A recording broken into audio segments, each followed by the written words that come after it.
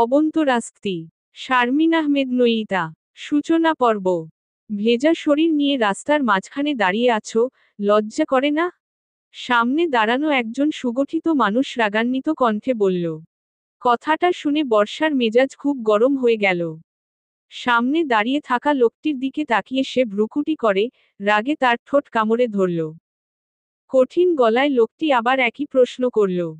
চুপ করে আছো কেন? এই বৃষ্টিভেজা সন্ধ্যায় রাস্তার মাঝখানে দাঁড়িয়ে কি করছো?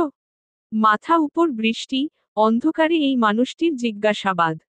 বর্ষা লোকটার দিকে তাকালো, অন্ধকারের কারণে তার মুখ দেখা যাচ্ছে না। বোঝাই যাচ্ছে সে বেশ লম্বা। পরিবারের সবচেয়ে ছোট মেয়ে, কেউ তার সাথে উচ্চস্বরে কথা বলে না। অথচ কতটা বেপরোয়াভাবে এই লোকটা ধমকাচ্ছেন। সন্ধ্যা 7টা বাজে।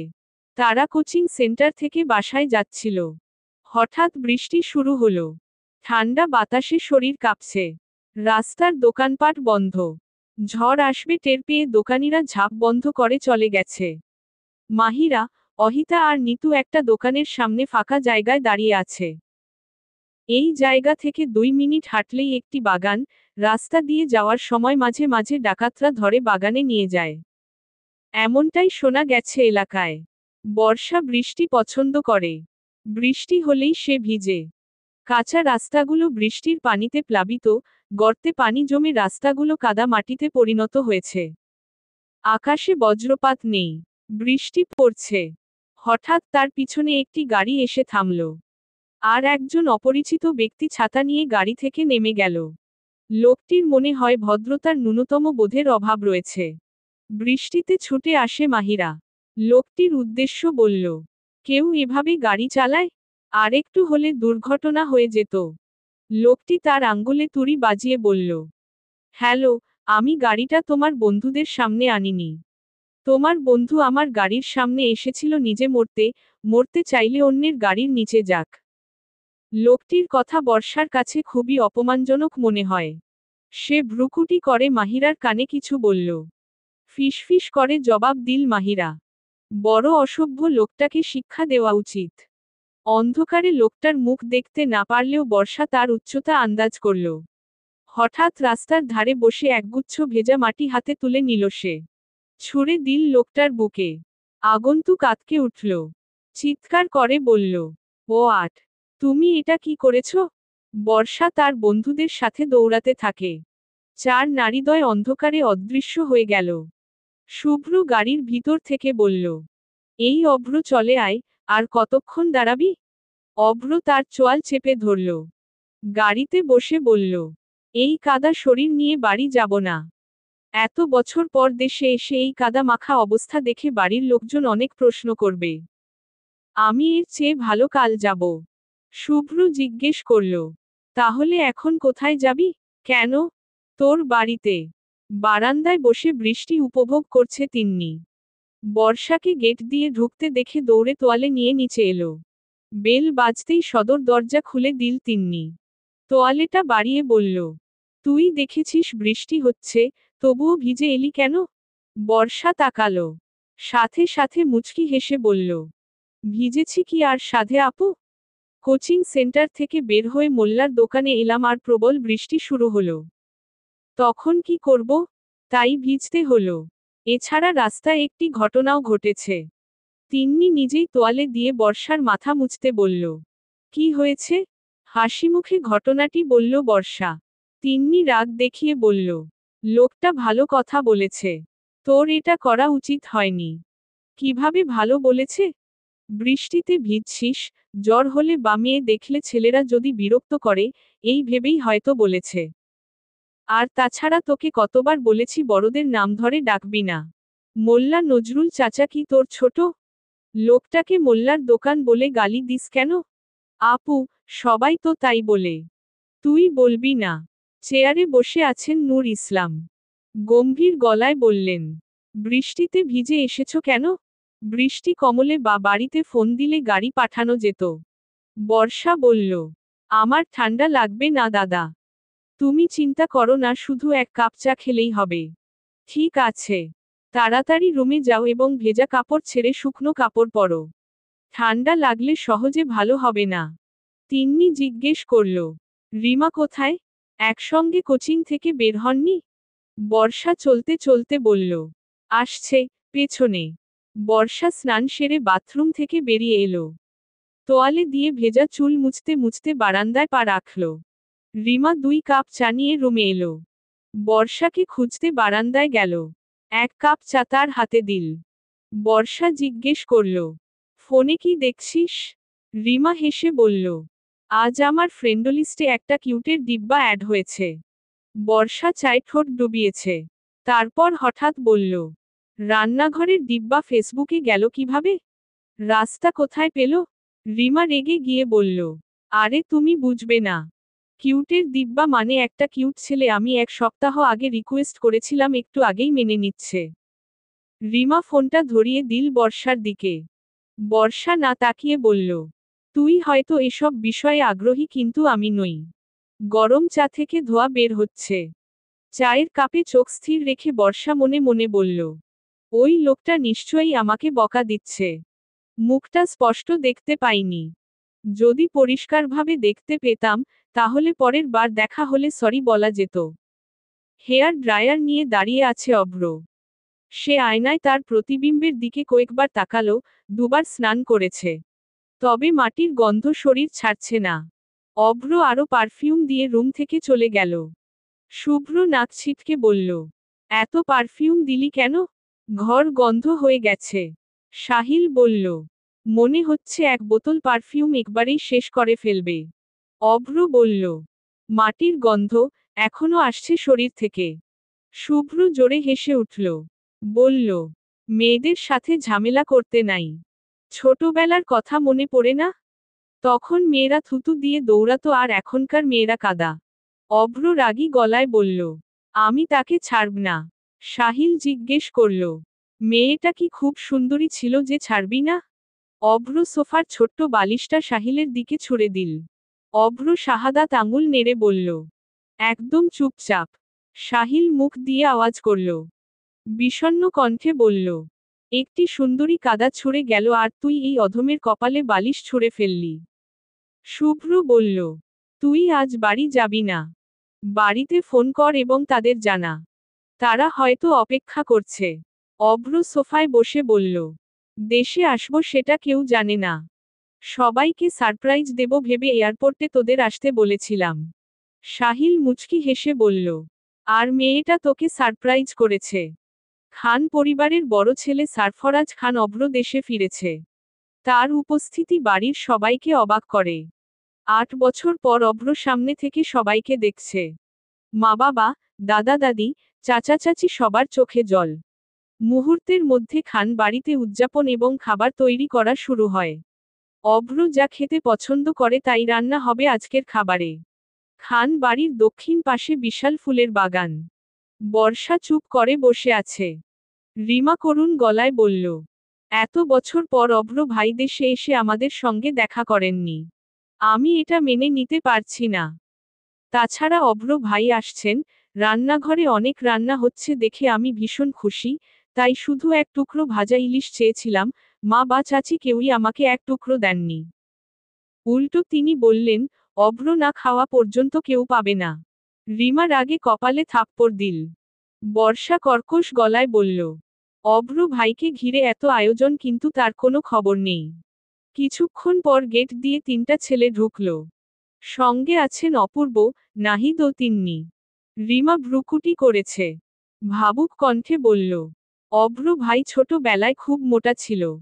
এখন হয়তো স্লিম ফিট। বর্ষা হাসল। বলল, সে এত মোটা ছিল যে হাঁটলেই পড়ে যেত। কথাগুলো বলার সাথে সাথেই বর্ষার চোখের সামনে টেবিলে শক্ত হাত রাখল একজন। শব্দটা এতই জোরে হলো যে বর্ষা চমকে গেল। তিন্নি এসে পাশেই দাঁড়ালো। অভ্র তার দিকে তীক্ষ্ণ দৃষ্টিতে তাকিয়ে বলল, এই বুনো মেয়ে এখানে কি করছে? তিন্নি বলল, ও তো। অভ্র তিন্নিকে থামিয়ে বলল, ছোট চাচার একমাত্র মেয়ে। আর তার এই বন্য মেয়ে।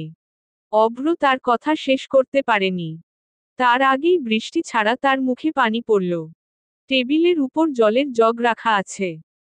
অভ্র বারবার তাকে বুনো বলে ডাকছে দেখে বর্ষা জগ ভরা পানি ছুঁড়ে দেয়। তিরস্কারের সুরে বলল তিন্নি। বর্ষা, এটা কেমন অসভ্যতা? সে আমাকে বন্য বলে ডাকছে কেন? অভ্র দাঁতে দাঁত চেপে বলল। গতকালও আমার দিকে কাদা ছুঁড়েছিল আর এখন পানি, আগে আমি এটা সম্পর্কে সবাইকে বলি। অভ্রর কথা শুনে বর্ষা চমকে গেল। তিন্নি বলল, তোর উপর কাদা নিক্ষেপ করেছে ভাই? অভ্র বলল, হ্যাঁ, গতকাল বিকেলে দেশে আসলছি। গ্রামে আসতে আসতে সন্ধ্যা হয়ে গেল। তারপর দেখলাম সে রাস্তার মাঝে দাঁড়িয়ে বৃষ্টিতে ভিজছে। আমি গাড়ি থেকে নামলাম তাকে বুঝিয়ে গাড়িতে নিয়ে বাসায় চলে আসব। আর সে আমার বুকে মাটি মারল। সেই গন্ধ এখনো কাটেনি। এখন আবার পানি। ও এত অভদ্র হলো কিভাবে? তিন্নি বর্ষার দিকে তাকালো। সে ভ্রুকুটি করল। রিমা জিজ্ঞেস করল, তিন্নি আপু, উনি আমাদের? তিন্নি একবার রিমার দিকে তাকালো। তারপর গম্ভীর কণ্ঠে বলল, অভ্র ভাই। অবন্তরাস্তি। শারমিন আহমেদ নইতা। পর্ব ০২। আনিসুল হকের মৃত দিঘি ঘাটে এসেছে বর্ষা। বাড়িতে যেতে ইতস্তত করছে, অভ্র ভাইয়ের সাথে অন্যায় করার জন্য তাকে বাড়িতে বকাঝকা শুনতে হবে। রিমা বলল, ক্ষুধা লাগছে, বাড়ি যাবি না এখানেই বসে থাকবি? বর্ষা বলল, অভ্র ভাই এতক্ষণে বাসায় সব বলে দিয়েছেন। আমি বাড়ি গেলে মা আর বাকিরা রাগ করবে। রিমা কিছুক্ষণ ভেবে বলল, তুই তোর বারান্দার পাইপ বেয়ে রুমে যেতে পারিস, তাহলে কেউ দেখবে না। পড়লে হাত পা ভাঙবে। রিমা চোখ সরু করে বলল, এর আগে তোকে একদিন উঠতে দেখেছি। বর্ষাকে গম্ভীর দেখাচ্ছে। রিমা কিভাবে দেখল? সে খুব সাবধানে এবং সবার থেকে লুকিয়ে উঠেছিল। রিমা বর্ষার হাত ধরে টেনেটুনে বাড়ির পিছনের দিকে নিয়ে গেল। বর্ষার পাশের ঘরটা অভ্রের। দুটি ঘরের বারান্দা কাছাকাছি, একটি থেকে অন্যটিতে লাফিয়ে যাওয়া যায়। বর্ষা পাইপ দিয়ে উপরে উঠতে গিয়ে একটা পুরুষালী কণ্ঠ শুনতে পেল। এই মেয়ে, ওখানে কি করছো? সাহিল গালে হাত দিয়ে ওদের দেখছে। পিঞ্চ মেরে বলল, ভাই, তোর বোনেরা দেখছি বানরে।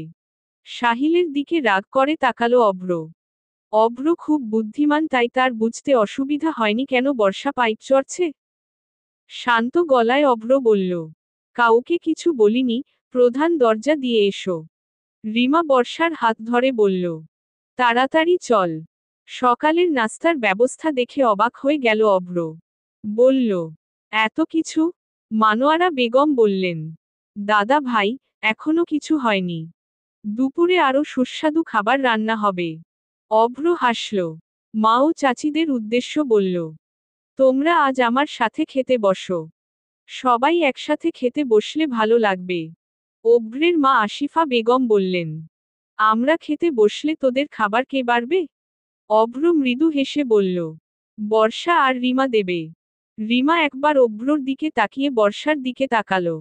বর্ষা বিড়বিড় করে বলল, আমি বলেছিলাম না, আমার জাত শত্রু। রিমা বলল, তোর জন্য আমাকেও ফাঁসতে হলো। আসিফা বেগম বললেন, ওরা কিভাবে কররে?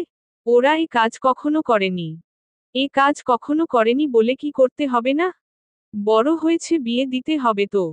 মা আর বড় আম্মুর কথা শুনে ওরা খাবার বাড়াতে লাগলো। বাড়িতে এই জিনিসগুলি ওরা আগে কখনো করেনি, তবে কাজটি ঠিকঠাক করেই করছে। অভ্র গ্লাসের উপর দিয়ে তর্জনী চালালো। পেট ভরে হেসে বলল, বর্ষা, এক বাটি ডাল দাও। বর্ষা দাঁতে দাঁত চেপে বলল, দিচ্ছি। দুপুরে খাওয়ার পর ঘুম খুব ভালো হয়। পর্যাপ্ত ঘুম পেলে মন সতেজ থাকে। ঘুম পূর্ণ না হলে শরীর অলস হয়ে যায়। তখন আর কিছু করতে ইচ্ছে করে না। শরীর নড়তে চায় না। পেটের উপর কিছু একটা বিড়বিড় করছে। বর্ষা ঘুমোঘুম চোখে তাকিয়ে দেখল ইঁদুর সঙ্গে সঙ্গে চিৎকার করে উঠল। বিছানা থেকে নেমে দরজার আড়ালে লুকিয়ে পড়ল। ইঁদুরটি কোথায় দৌড়ে গেছে তা দেখতে পেল না। বর্ষা বুকে হাত রেখে দীর্ঘ নিঃশ্বাস ছাড়ল। বিড়বিড় করে বলল, ভাগ্য ভালো কেউ দেখেনি, নইলে সবাই জানতো আমি ইঁদুরকে ভয় পাই। অভ্র হেসে দরজায় হেলান দিয়ে আছে। তাকে দেখা মাত্রই বর্ষা তার কপালে 4 ভাঁজ ফেলল। অভ্র একটু ঝুঁকে পড়ল। ফিসফিস করে বলল, তুমি কি ইঁদুরকে ভয় পাও? বর্ষা শুকনো ঢোক গিলে খেয়েছে। শান্ত গলায় বলল, না, আমি ইঁদুরদের ভয় দেখানোর জন্য চিৎকার করছিলাম। দেখুন অভ্র ভাই, ইঁদুর ভয় পেয়ে পালিয়ে গেল। অভ্র বাঁকা করে হাসল। তারপর সিঁড়ির দিকে এগিয়ে গেল। অভ্র সিঁড়ি দিয়ে নামছে। পিছু পিছু বর্ষা এল। চিন্তিত কণ্ঠে চিৎকার করে বলল, অভ্র ভাই, হুহো। বর্ষা এসে মুখোমুখি দাঁড়ালো। তার চোখের দিকে তাকিয়ে জিজ্ঞেস করল, আমাকে আগে থেকে চিনতেন?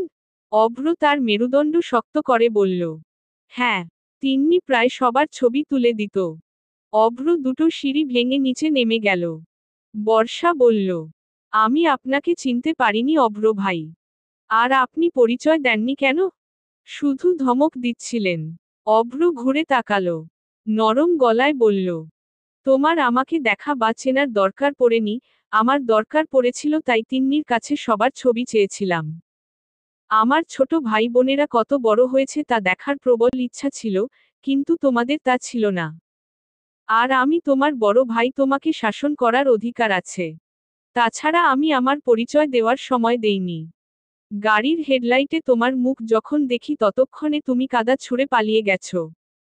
বর্ষা ঠোঁট উল্টিয়ে ফ্যালফ্যাল করে তাকিয়ে রইল। অপূর্ব আর তিন্নি ড্রয়িং রুমে বসে কোথাও যাওয়ার প্ল্যান করছে। অভ্র গিয়ে তাদের পাশে বসল। নাহিদ ভ্রু কুঁচকে বলল, গত 8 বছরে দেশে এবং গ্রামে অনেক পরিবর্তন হয়েছে। তুই যদি গ্রামটি ঘুরে দেখতে চাস তবে আমরা বাইরে যাওয়ার প্ল্যান চালিয়ে যাব। অভ্র ভ্রুকুটি করল। কোথায় যাবি? কোনো নির্দিষ্ট জায়গা নেই। আমি যতদূর যেতে পারি গাড়ি নিয়ে যাব। অভ্র কপালে শাহাদাত আঙুল রেখে জিজ্ঞেস করল, কোন বিশেষ জায়গা নেই? তিন্নি বলল, অনেক জায়গা আছে।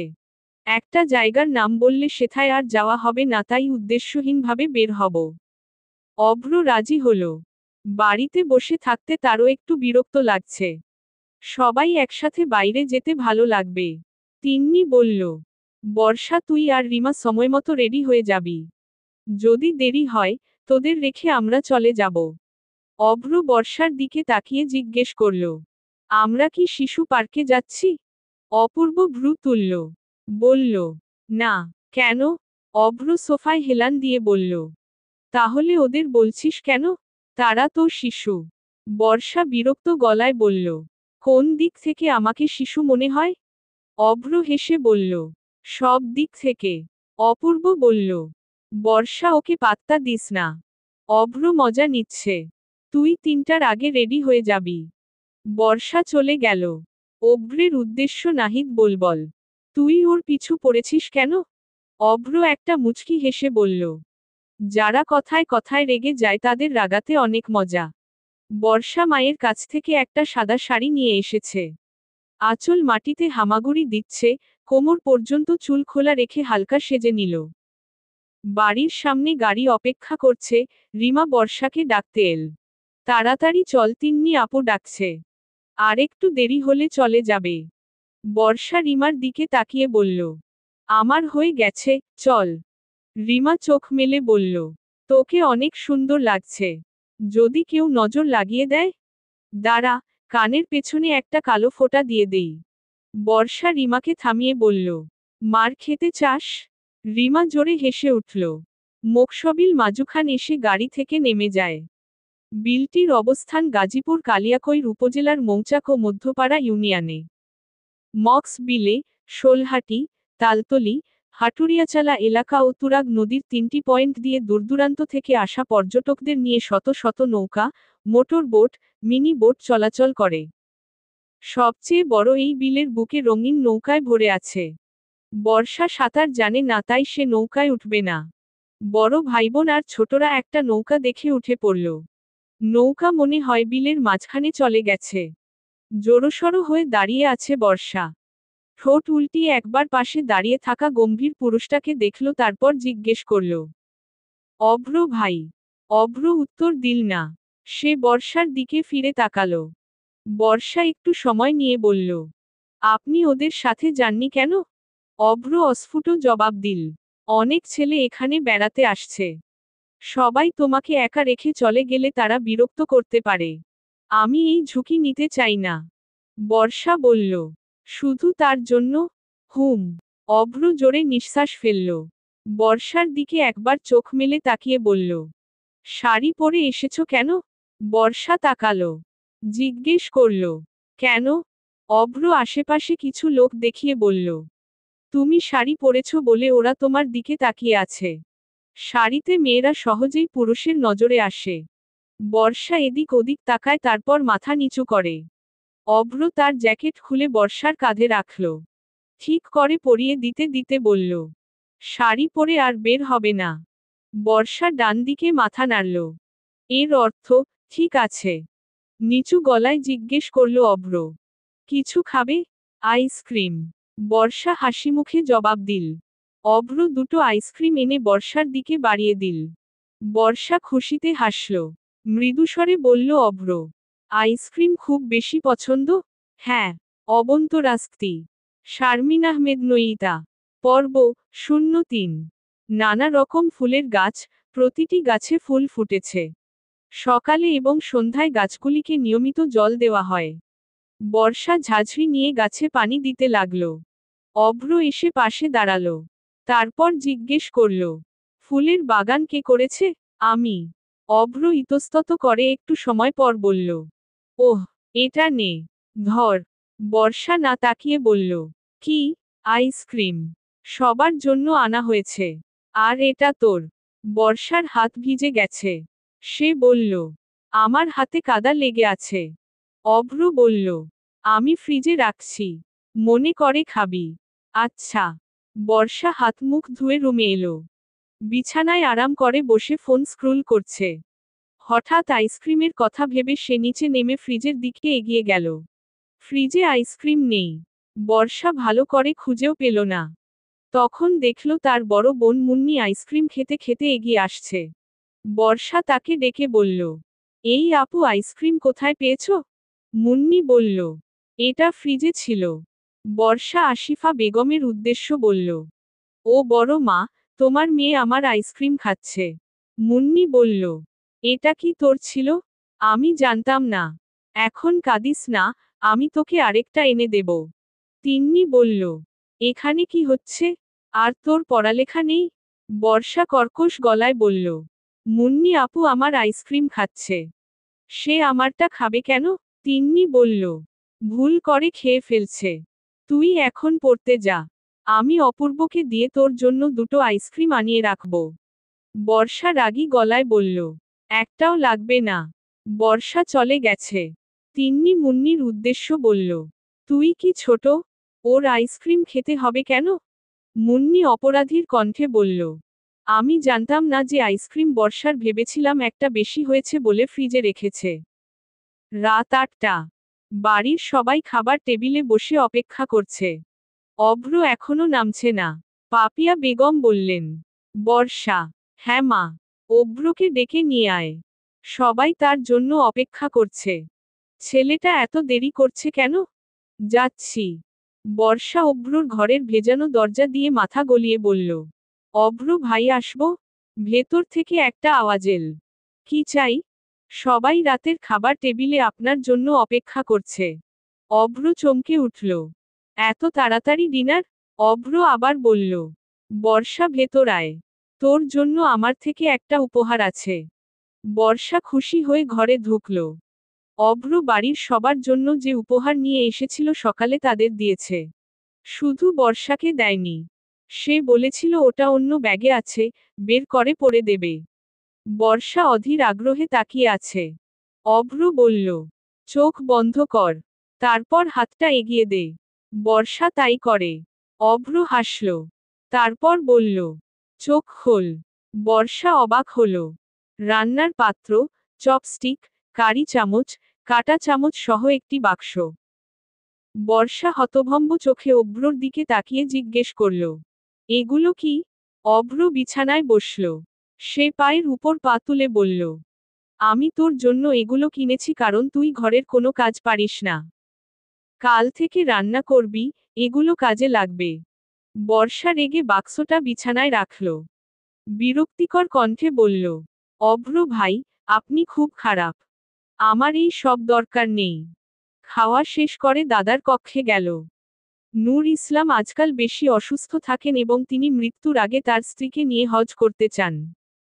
তার 3 ছেলে বেশ গম্ভীর হয়ে বসে আছেন। বড়জন বললেন, আমি সব ব্যবস্থা করছি। আর পাসপোর্টের জন্য একবার তোমাদের চৌরাস্তা যেতে হবে। অভ্র বলল, দাদা দাদি একা যাবে কি করে? দাদার শরীর ভালো থাকে না। অপূর্ব বলল, আমি তাদের সাথে যাব। বর্ষা যখন রুমে এল তখন রাত 10টা। অন্ধকার ঘরে আলো জ্বালিয়ে পিছন ফিরতেই বর্ষা অবাক হয়ে গেল। বিছানায় একটি উপহার বাক্স রাখা। দরজা ছিটকানি দিয়ে বাক্সটা হাতে নিয়ে কোলে রাখল। তারপর বাক্সটি খুলল। বর্ষার চোখের সামনে প্রথম যে জিনিসটি ভেসে উঠল তা হলো ছোট অক্ষরে লেখা একটি নোট। তিন্নির মুখ থেকে শুনেছি তুই সাদা শাড়ি খুব পছন্দ করিস। তোর জন্য এই শাড়িটা কিনতে 2 দিন সময় লেগেছে। চিরকুটটা একপাশে রেখে বাক্স থেকে শাড়িটা বের করল বর্ষা।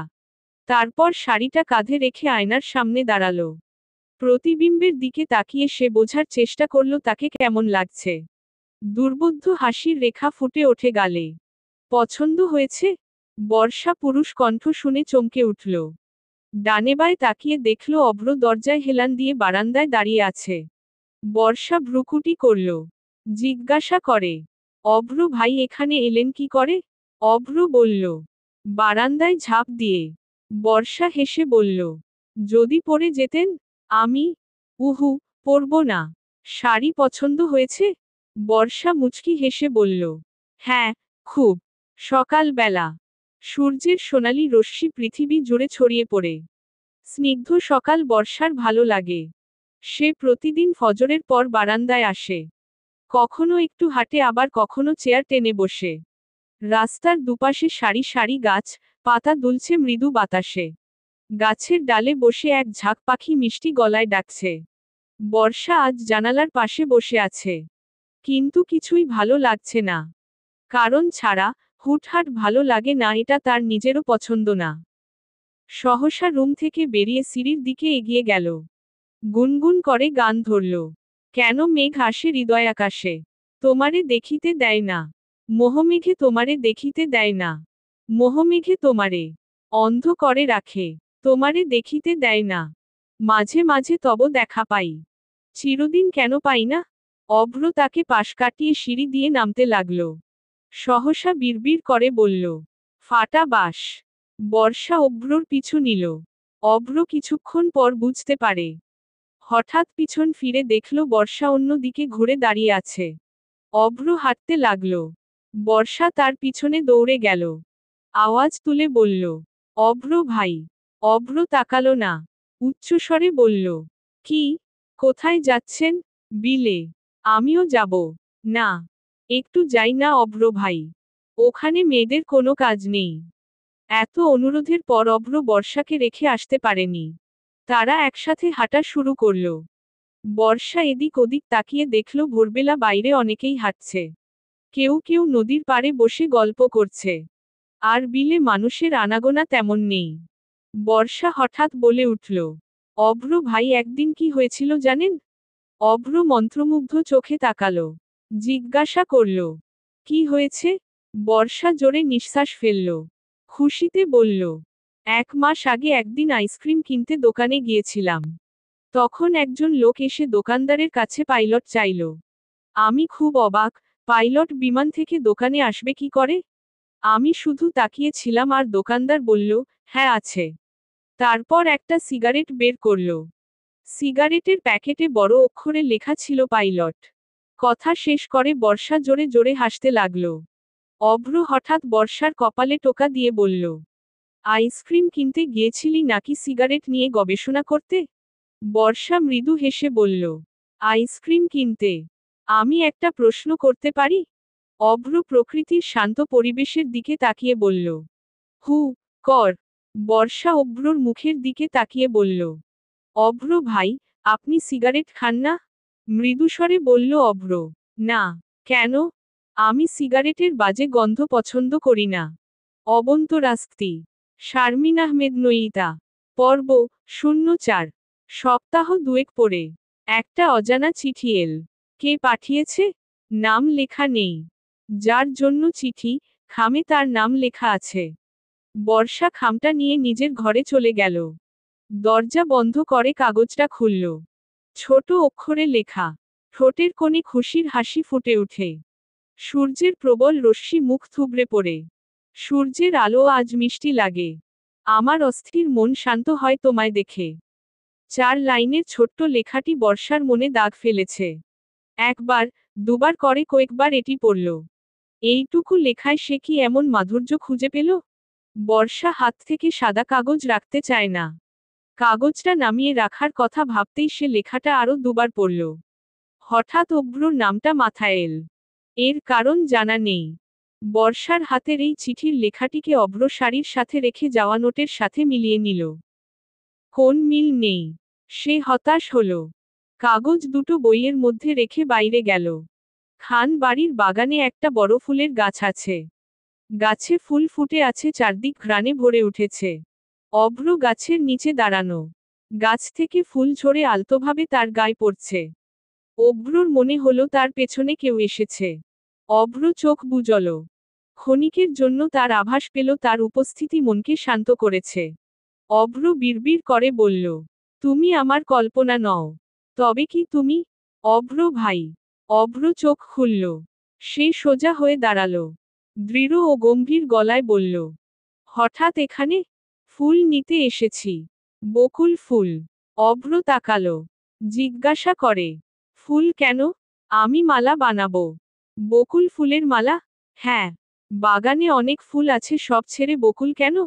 সব কেনর উত্তর নেই, অভ্র ভাই। অভ্র আর কথা বলল না। বর্ষা হাঁটু গেড়ে বসে ঘাসের উপর থেকে ফুল তুলতে লাগল। অভ্র হাঁটু গেড়ে কিছু ফুল তুলল। বর্ষা কৌতূহলী দৃষ্টিতে তাকালো। অভ্র বিদ্রূপের সুরে বলল, সূচি চোখে আমার দিকে তাকানো বন্ধ কর। বর্ষা জিজ্ঞেস করল, আমি কখন দেখলাম? বর্ষা শব্দগুলো হাওয়ায় উড়িয়ে দিল। কিছুক্ষণ পর ফের বলল, গতকাল কলেজ থেকে বাড়ি ফেরার পথে কুরিয়ার অফিসে গিয়েছিলাম। বলে বর্ষা থামল। অভ্র কিছু বলছে না দেখে আবার বলতে লাগল, চিঠি এসেছে। অভ্রর হাত থেমে গেল। শান্ত লোকটি কড়া গলায় বলল, এই বয়সে প্রেমের প্রস্তাব এবং চিঠি আসবে, সেসব নিজের উপর প্রভাবিত হতে দিবি না। আর খান বাড়ির মেয়েকে চিঠি পাঠানোর সাহস কোন ছেলের আছে? খুঁজতে হবে। বর্ষা ফু দিয়ে নিঃশ্বাস ফেলল। অভ্র কোনোভাবেই চিঠিদাতা নয়। অভ্র যদি জানতে পারে যে বর্ষা তাকে নিয়ে এসব ভাবছে, সে নিশ্চয়ই ওকে চড় মারবে। মুহূর্তে কথাটা মাথা থেকে ঝেড়ে ফেলল বর্ষা। বকুল ফুলের মালা গাঁথা শেষ। হাতে পরার জন্য খুব বড় নয়, ছোট করে বানানো হয়েছে। বর্ষা মালা নিয়ে অভ্রর ঘরে এলো। অভ্র গতকাল বলেছিল যে সে বকুল ফুল পছন্দ করে। তাই সকালে তাজা ফুল দিয়ে মালা তৈরি করে বর্ষা। অভ্র রুমে নেই। বর্ষা একটা ভারী নিঃশ্বাস ফেলে দরজার দিকে পা বাড়ালো। বালিশে নিচে অর্ধেক কাগজ দেখতে পেল। বালিশটা তুলে কাগজটা বের করে। 2 ভাঁজ করা কাগজে লেখা একটা চিরকুট দেখল। বিড়বিড় করে পড়ল, পরিয়াজ সাদা শাড়ি। মুগ্ধ হইয়াছি আমি। সাদা শাড়িতে মুগ্ধতা ছড়িয়াছ তুমি। আমি আবার প্রেমে পড়িয়াছি। সাদা শাড়িতে তোমারে দেখিয়া। অহেতুক নেশায় মরিয়া হইয়া উঠিলাম। বর্ষা চোখ বুজল। আনন্দের হাসি হেসে কাগজটা কপালে ঠেকিয়ে রাখল। সকালে যে চিঠিটা পড়েছিল তার হাতের লেখাও একই। বর্ষা আস্তে করে বলল, অভ্র ভাই, আপনার লুকোচুরি আমি ধরতে পেরেছি। বর্ষা দিঘির পানিতে পা ভিজিয়েছি। মনটা খুব উদাস, তার চোখে মুখে বিষণ্ণতার ছাপ। এবং হাতে একটা কাগজ, তাতে লেখা আছে নানা কথা। সেই লেখাগুলো পড়লে হৃদয়টা কেঁপে ওঠে। মানুষটার কাছে ছুটে গিয়ে জিজ্ঞেস করতে ইচ্ছে করে কিভাবে কেউ এত ভালোবাসতে পারে। প্রশ্ন হলো, এই ভালোবাসার শুরু কিভাবে?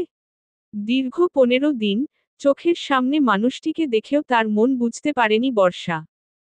অসহায় দৃষ্টিতে তাকিয়ে রইল গভীর জলের দিকে, হালকা হাওয়ায় ভেসে যাচ্ছে পদ্মফুল। বর্ষা অন্যমনস্ক, হঠাৎ বিড়বিড় করে বলল, ভালোবাসি শব্দটা বলেনি সে, কখনো তার অনুভূতি প্রকাশ করেনি। আমি কখনো বুঝিনি, আমি কখনো তার হৃদয়ের আড়ালে লুকিয়ে থাকা ভালোবাসার খোঁজ করিনি। আমি কি এত বোকা? একটা ছেলের চোখে ভালোবাসা দেখতে পাইনি। সে আমাকে নিঃশর্ত ভালোবাসে। তুই এখানে কি করছিস? কারো কণ্ঠ শোনা গেল। কণ্ঠস্বরের মালিককে চিনতে দ্বিধা হয় না বর্ষার। দিঘির পানির দিকে দৃষ্টি স্থির করে বলল, ভাবছি। অহিতা তার পাশে বসল। বর্ষার মুখের দিকে তাকিয়ে জিজ্ঞেস করল, কি ভাবিস? ক্ষীণ কণ্ঠে বলল, কিছু না। অহিতা একটা দীর্ঘ নিঃশ্বাস ফেলল। তারপর মৃদু স্বরে বলল, বল। আমি কাউকে বলবো না। বর্ষা তাকালো। কিছুক্ষণ পর বলল, আজ এই প্রথম কারো জন্য ফুলের মালা বানালাম। আমি যখন তাকে দিতে গেলাম, দেখলাম সে সেখানে নেই।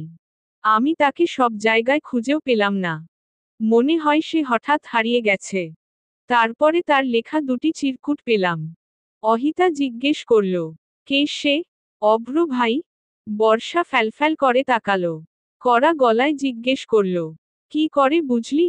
অহিতার দ্রুত উত্তর, আজকাল তোকে ওর সঙ্গে বেশি দেখা যাচ্ছে। বর্ষা জোরে নিঃশ্বাস ফেলল। কাগজটা অহিতার হাতে দিল। অহিতা গলা পরিষ্কার করে পড়তে শুরু করল। হুট করে চলে যাও, কাছে থেকে অনেক দূরে। তুমি কল্পনায় বিলাসী। স্বপ্ন ভেঙ্গে, দূরে বসে হাসো। মনের আয়নায় তুমি উৎকণ্ঠা। বিবর্ণতা দিয়ে আমার ভূমি সাজিয়ে, হঠাৎ। উর্মির হৃদয় বুক ফুলিয়ে শাম্বির কাছে ফিরে এসো। বর্ষা কি বোঝো তার বিরহে আমার চোখে বন্যা? বুকের রক্তে বর্ষা খুঁজতে খুঁজি। আস্পৃশ্য প্রেমে ডুবে হারিয়ে যাওয়া। মুগ্ধতার টানে কারো নাগালে থাকা অস্তিত্ব। কে সে কি একটু বর্ষা ভাসছে নীলে? বৃষ্টির কথা শোন, তীরে ভেসে থাকা বৃষ্টির হৃদয় কি চায়? অশান্তিতে সময় কাটছে তোমায় ছাড়া। তোমার সাদা শাড়ির আঁচল মেলে আজ বর্ষা আসো না। শেষ ট্রাম গেলে বর্ষা হয়ে যায় শেষ বর্ষা। তোমার জন্য চঞ্চল মন পাগল। এক নিপুণ স্পর্শে তুমি ভেঙ্গেছ মনের দেয়াল। বর্ষা তুমি দূরে তীরে বসে হাসছ। তোমার কথা ভেবে আমি খাতায় ভরে ফেলি অবুঝ সব লেখায়। দুঃসময় শুধু কষ্ট পেতে শেখায়। বর্ষা তোমার হাত ধরে হাঁটতে চাই। নরম হাতের কোমল ছোঁয়া আপনাকে অস্থির করে তুলবে। বুকের মধ্যে অবিরত চোখের পাতা ছুঁয়ে গলে। আলিঙ্গনে নিজেকে হারিয়ে আবার সুখী হতে চাই।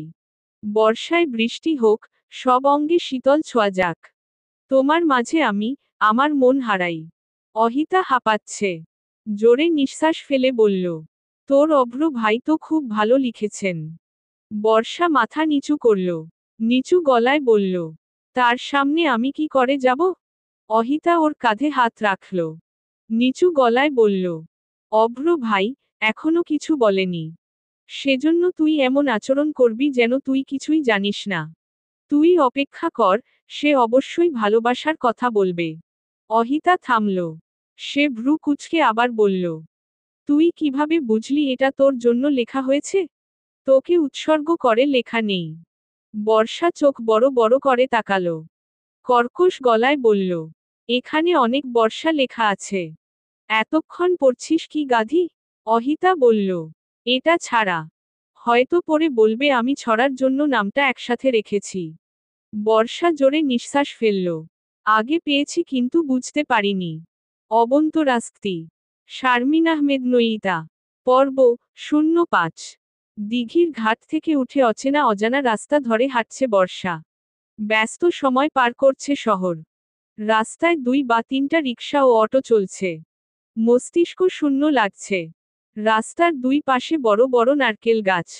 এক পাশে ধানক্ষেত। রাস্তার পাশে ২টি কুকুর ঘেউ ঘেউ করছে। বর্ষা হতাশা কাটাতে সে ধানক্ষেতের আইল ধরে হাঁটা শুরু করে। সে জানে না কোথায় যাচ্ছে। সম্বিত ফিরলে চারিদিক অন্ধকার। কানের কাছে মশা গুঞ্জন আর পাড়া থেকে শেয়ালের ডাক ভেসে আসছে। বর্ষা শুকনো ঢোক গিলে পথ খোঁজার চেষ্টা করল। কিছুই লক্ষ্য করা যাচ্ছে না। বর্ষা মনে করতে লাগলো কিভাবে সে এখানে এসেছে।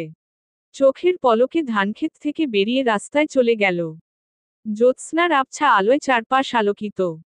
সে দূর থেকে কিছু শিয়াল দেখতে পেয়ে সাথে সাথে একটা গাছের আড়ালে লুকিয়ে গেল। বর্ষা সব মনে করতে লাগল। মনটা ভালো না থাকায় সে ভিন্ন গ্রামের পথে হাঁটছিল, ধানক্ষেতের গলি ধরে হেঁটে ঢুকে যায়। সে ঘাসের উপর শুয়ে পড়ে ঘুমিয়ে যায় কারণ মাঠে ঠান্ডা বাতাস বইছিল। ঘুম ভাঙল মশার কামড়ে। এখন অন্ধকারে বাড়ি ফেরার পথ খুঁজে পাবে কি করে? ফোন কই? কোথাও পড়ে যায়নি তো? ধানক্ষেতের ভেতর থেকে ইঁদুরের আওয়াজ আসছে। পানির পিপাসায় গলা শুকিয়ে গেছে। শেয়াল চলে গেছে ধানক্ষেতে। বর্ষা রাস্তায় এসে সোজা হাঁটতে থাকে। কিছু দূর যাওয়ার পর সে দেখতে পেল কিছু লোক বৃত্তাকার বসে আছে। বর্ষা ওদের দিকে এগিয়ে গেল। করুণ কণ্ঠে বলল, ওখান থেকে একটু পানি দিবেন চাচা? আমার খুব পিপাসা লাগছে। বর্ষার মাথা থেকে পা পর্যন্ত তাকিয়ে একটা হাসি দিয়ে বললেন, পানি খাবে খুকি? এই নাও সব খাও। বর্ষা বোতলে একটা চুমুক নিয়ে বলল, খারাপ গন্ধ। প্রথমজন বললেন, আমাদের কলের জলে প্রচুর আয়রন, তাই অনেক পানিতে গন্ধ করে। তৃষ্ণা মেটাতে সে প্রায় সবটা শেষ করে দেয়। চারিদিক হঠাৎ ঘুরতে লাগলো। মাথাটা ঝিমঝিম করছে। মাথায় হাত দিয়ে মাটিতে বসে পড়ল। দ্বিতীয়জন বললেন, সম্ভবত মাতাল হয়েছে। তৃতীয় একজন বললেন, আর একটু অপেক্ষা কর। রাস্তার পাশে একটা বন্ধ দোকান। লাইটের আলোয় কয়েকজন পুরুষের মাঝে একজন নারীর শরীর দেখে চমকে ওঠে অভ্র। সে বাইক থেকে নেমে দৌড় দিল। অভ্র বর্ষার গালে হাত রেখে বলল, এই বর্ষায় তোর কি হয়েছে?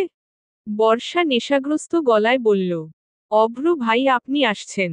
বর্ষা অজ্ঞান হয়ে গেল।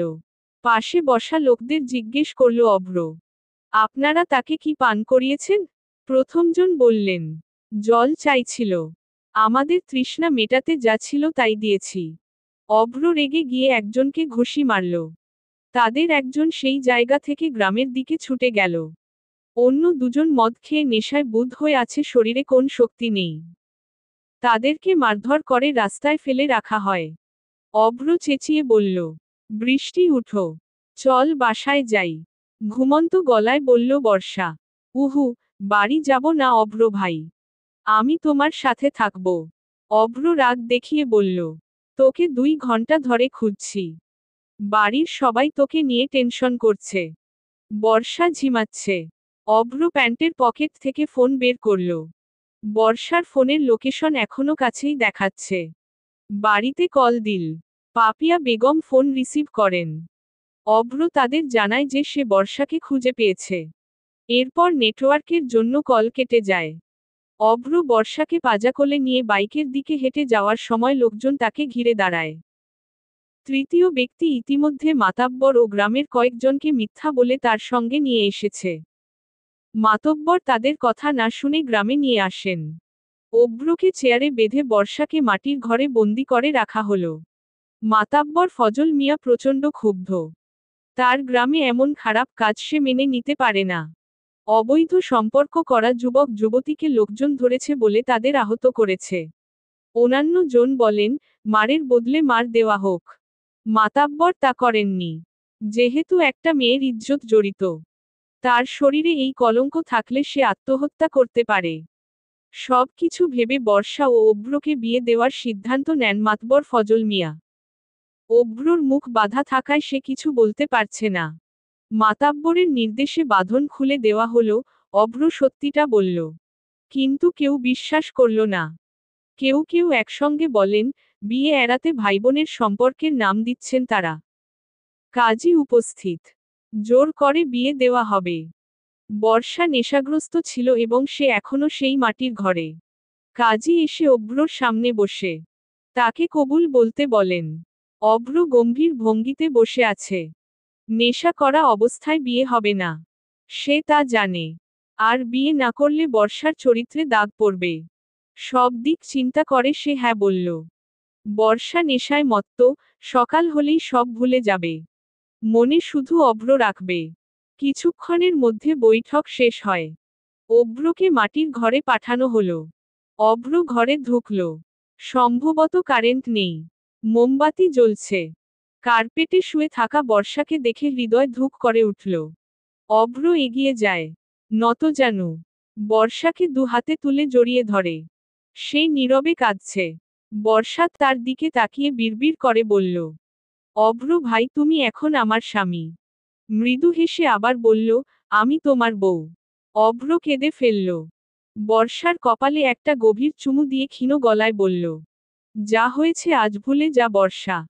সকালের সূর্য জানালা দিয়ে এসে বর্ষার মুখে পড়ছে। বর্ষা ঘুম থেকে উঠে চোখ খুলে দেখে যে সে মাটির ঘরে আছে। সে উঠে বসে দেখল অভ্র মাটির দেয়ালে হেলান দিয়ে ঘুমাচ্ছে। বর্ষা মাথা ধরে বসে আছে। মাথা ঘুরছে। রাতের কথা কিছুই মনে করতে পারল না। বর্ষা উঠে অভ্রর পাশে বসে অভ্রকে ঠান্ডা গলায় ডাকতে লাগল। অভ্র ভাই। বন্ধ চোখ খুলে বর্ষাকে কাছে দেখে কর্কশ স্বরে বলল, তুই আমার এত কাছে কি করছিস?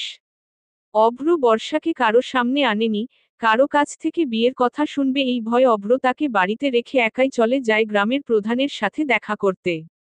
কিছুক্ষণ পর গ্রাম ছেড়ে বেরিয়ে যায়। গ্রামের বাইরে একটা টং দোকানে বাইক থামিয়ে দিল অভ্র। দোকান থেকে পানির বোতল এনে বর্ষার দিকে বাড়িয়ে দিল। বর্ষা বলল, আমি চা খাবো। অভ্র বলল, আগে পানি। আমি চা নিয়ে আসছি। হাতের তালুতে পানির বোতল থেকে পানি নিয়ে চোখ ধুয়ে নিল বর্ষা। অভ্র চায়ের কাপড় দিকে তুলে বলল, ধর।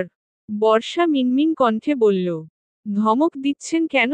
অভ্র কর্কশ গলায় বলল, তোর জন্য। আমি সেই মাটির ঘরে সারারাত বসে মশার কামড় খেলাম। ধমকাবো না তো কি করব? কে বলেছে একা একা বাইরে ঘোরাঘুরি করতে? বর্ষা স্বাভাবিক গলায় বলল, শুকরিয়া আদায় করুন অভ্র ভাই, আপনি চোর বলে মার খাননি। অভ্র হাসল। বিড়বিড় করে বলল, পাগলি। বর্ষা চায় চুমুক দিয়ে হঠাৎ বলল, ভাই অভ্র, জানো আমার ইচ্ছা পূরণ হয়েছে। অভ্র তাকালো। জানতে চেয়ে বলল, কি?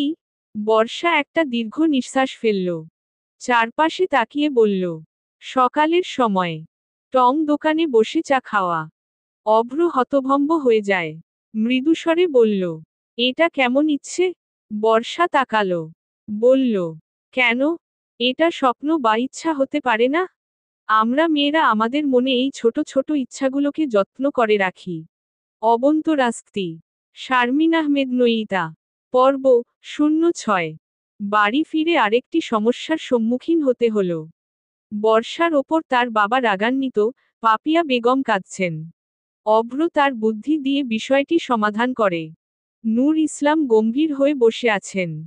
বর্ষাকে বারণ করে ফের একা বের না হওয়ার জন্য। স্নান সেরে কিছুক্ষণের মধ্যে বেরিয়ে এল বর্ষা। কলেজে যেতে হবে। হাতে বেশি সময় নেই। পুরোপুরি প্রস্তুত হয়েই নেমে আসে। বড়দের সঙ্গে খেতে বসল। অভ্র নেই। বর্ষা জিজ্ঞেস করল, মা কোথায় অভ্র ভাই? পাপিয়া বেগম বললেন, সারা রাত জেগেছিল তাই এখন ঘুমাচ্ছে। বর্ষা আর রিমা একসাথে বেরিয়ে গেল। বর্ষা হাঁটতে হাঁটতে রাস্তায় ছোট ইটের কোনা এবং খালি বোতলগুলোকে লাথি মারে। বর্ষা ওদের লাথি মেরে মজা নিচ্ছে। রিমা ঘড়ির দিকে তাকিয়ে আছে। হম্বিতম্বি করে বলল, তাড়াতাড়ি পা চালা। বেশি সময় নেই। ক্যাম্পাসে বসে বন্ধুদের সাথে গল্প করছে। হঠাৎ অহিতা বলল, কে সেই ছেলে? নতুন মনে হচ্ছে। অহিতার কথা শুনে সবাই ফিরে তাকালো। একটা ছেলে গাড়ি থেকে নামছে। বর্ষা ভ্রুকুটি করল। সন্দেহের সাথে বলল, কলেজে আগে দেখিনি। মাহিরা গলা চেপে বলল, পরিচালক স্যারের ছেলে নিভিয়ান। রিমা বলল, আজ কলেজে আসছে কেন? আগে কখনো আসেনি। মাহিরা বলল, সে আজকাল প্রায় আসে। তোরা দেখতে পাস না। নিভিয়ান এসে বর্ষার উদ্দেশ্য বলল, আমি কি বসতে পারি? বর্ষা কিছু বলল না। নিভিয়ান বলল, এক্সকিউজ মি? হালকা হেসে বললেন মাহিরা। হ্যাঁ বসুন। অহিতা বলল, ঘাসে বসবেন? আমি কাউকে একটা চেয়ার আনতে বলছি। নিভিয়ান বসল। তারপর বলল, চেয়ার লাগবে না। তোমরাও ঘাসের উপর বসে আছো। নিভিয়ান বর্ষার দিকে তাকালো। তারপর ক্ষীণ স্বরে বলল, আমি তোমাকে অনেক দিন ধরে খুঁজছি। আমি যেদিন কলেজে আসি সেদিন তুমি আসো না। তাই এতদিন দেখা হয়নি।